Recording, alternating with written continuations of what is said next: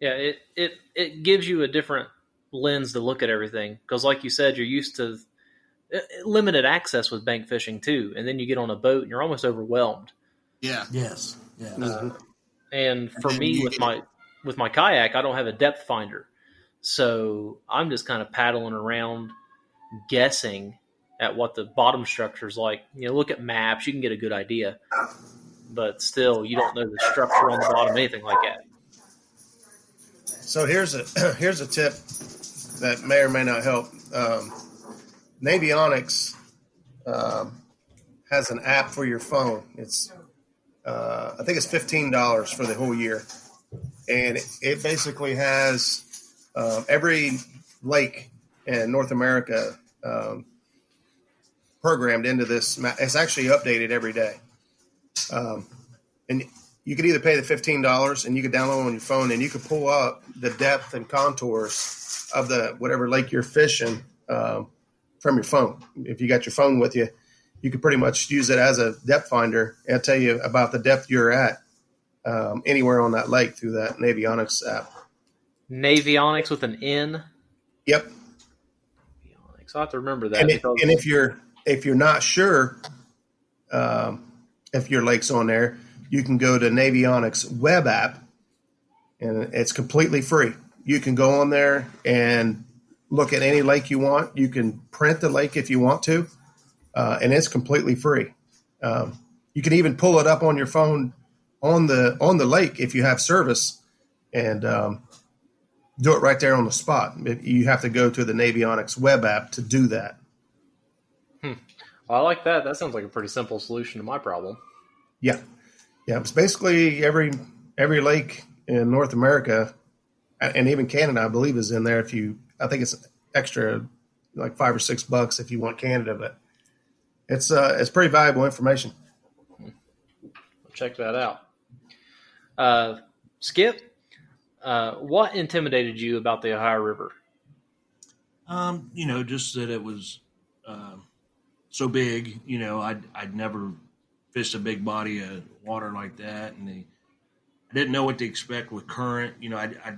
My first year I had my boat, where at first, we was taking it to a lot of lakes, and I'd been on like the Scioto River here in Ross County, and I don't know, I was just timid because it's in the barges. I didn't know what to expect, and then the very first time that me and Terry went down there, the fog was so thick.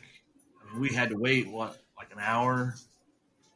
We was afraid to even move because, you hear things about the barges and stuff like that. So we kind of waited for the fog to clear out before we even started to move. But I have found, you have to respect the river, but for the most part, when the water level is at a norm or low, it's just like a big lake, really. See, and I feel that way about the Ohio River versus the Scioto River or even Paint Creek. I know I used to kayak Paint Creek all the time, and every time I've taken someone there, we've flipped a couple boats. To me, it's more dangerous doing those small creeks than it is that big river. That's for sure. Yeah. The Scioto can get pretty hairy sometimes when it's up. Me and Terry's had a couple experiences. The only time we've ever wrecked a boat was in Rattlesnake Creek, running a John boat with a mud motor too fast and hit a steel pipe. Oh, gosh. Yeah, put a hole right in the boat. Oh, man. Threw us both forward. Well, I've never done that, but I've never had a boat with a motor. So I got real up and close personal with the anchor. Oh, gosh. Let me take that back. I did have a boat with a motor. I bought a used boat one time. The guy said it worked fine. Got it out on Rocky Fork Lake. Half the cylinders didn't work, and it only turned right. So I had me and Leah and a couple friends out. I'm like, all right, guys, let's go to Rocky Fork and go boating. And we get off the boat dock, and I'm like, why can't I turn left? So I'm qualifying. Yeah. So I Oh, getting the boat back on the trailer was a nightmare because if I missed my trailer overshot it, I had to do a big giant circle. It was awful. So no more motorboats for me. I'm done. You just got to get you a good working one. Yeah, maybe eventually. We'll see. We're talking about a camper right now, but that's way down the line. Yeah, but I know that even when I first started fishing the Scioto River from a boat, well, first of all, it was super annoying because I couldn't get much of anywhere because I was always dragging my motor. I was just running a little 6-horse, and then it was intimidating as well just because it was so different from the bank. Because in Chillicothe, you got like 6 spots that you can fish from the bank, and it's either on or it's not. Yeah. You're either lucky or you're not. But I found that generally with the Scioto, like I said, it was super intimidating, and there was times we would go and we'd catch some, Dad and I, and then there was times I would go, and most of the time we'd go and not catch anything. And I almost drowned it one night running that 6-horse because it was so shallow. I had to get out and drag, and then my feet got swept up from under me. It was shallow 1 second, then it was over my head the next. Yep. Hanging on for dear life, didn't have a life vest on. Got up in there, sold my boat and motor that day, or put it on Facebook or whatever that day, and then got it sold and got my dad's John boat and a mud motor. We traded boats, and he sold the old boat. Yeah. And then I sold the 6-horse. The mud motor? Yeah. The ones we run are called long-tail mud motors. They got, imagine, like a horizontal shaft engine that you would see on a go-kart or like a power washer. Yes. Okay, imagine a really big one of those with about 100-inch shaft out the back. Oh, I know what you're talking about. Yeah, and it's got a 2-bladed prop on it. And basically, it allows you to not only run in about 6-8 inches of water on plane, but if you do get too shallow to where your prop starts to drag, all you got to do is lift it out of the water. Yeah, I've seen those. I know what you're talking about now.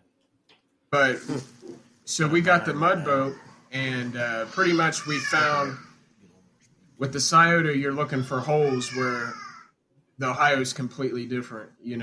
Like they've said, it's like a giant lake with some current.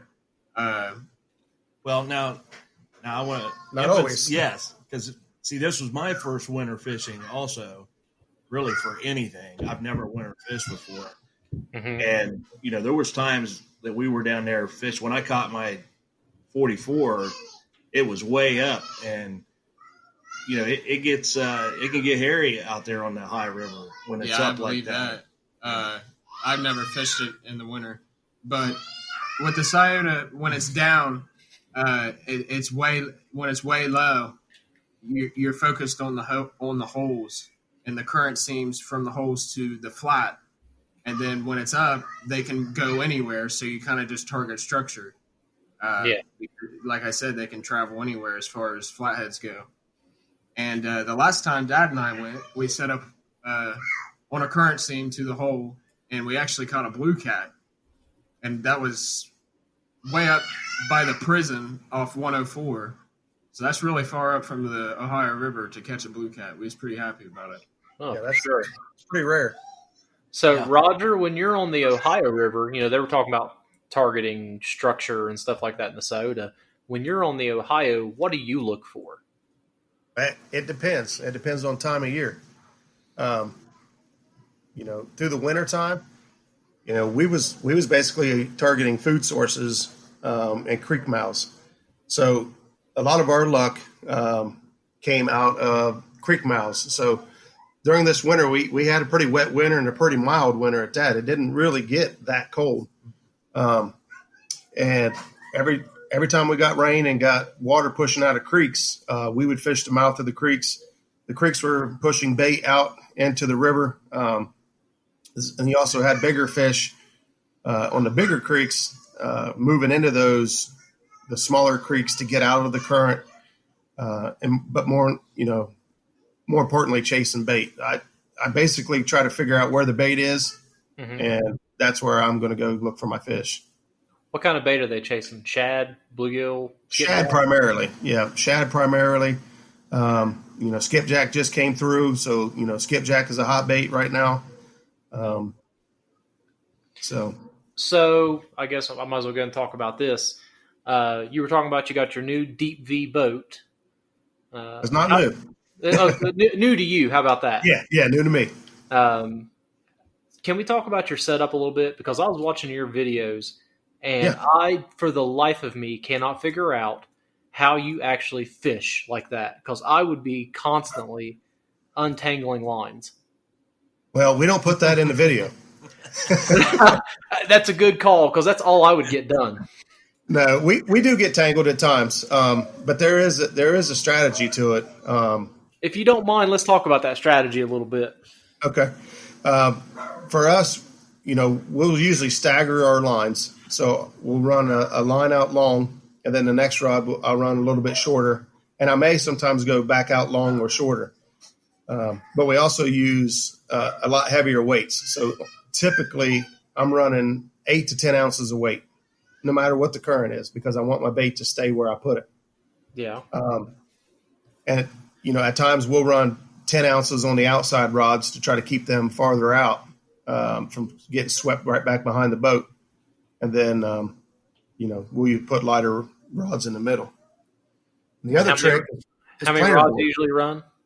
What's that? How many rods do you usually run? How many rod holders we got? Okay, so I usually run about 6, maybe 7.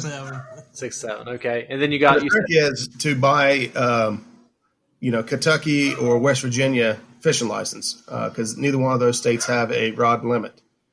And so by buying their licenses, you can follow their rules and regulations. Now, if you only have Ohio license, they did change Ohio this year for the Ohio River and Lake Erie to 3 rods.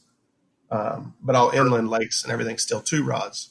Yeah, so that's 3 rods per angler then. Yes, 3 rods per angler. Okay. So we've tried to put the odds in our favor and put as many baits out there as we possibly can. Sure. And you were talking about planer boards before I cut you off. Yeah. So planer boards, are you familiar with? Vaguely, not very much. Vaguely. Planer boards basically is a bobber that has a blade on it of sorts. Sometimes they're plastic or aluminum. A lot of guys are making them themselves. I make some myself. And it has a rod that sticks out one side or the other, and you attach your line to that rod in the front. It has a clip that will release. And on the back, it has like a snap swivel or a snap that you snap on your line. So you snap it on your line so that it will not come off unless you break your line. Yeah. And then you set the depth however deep you want it to be, kind of like a bobber, and you clip it on your line and you let it go out. And what will happen is depending on which side that rod is sticking out, it creates like a parachute effect. The water will take it back, and as you put tension on the line, the current, that board will all of a sudden be at an angle because that rod makes it stick out farther in the front than the back. And it'll sweep it to either to the left or to the right. And it all depends on how much line you let out, how far left or how far right it'll go. But it'll prevent all your lines from getting gathered up right at the back of the boat. That's a pretty slick little trick then. Yeah.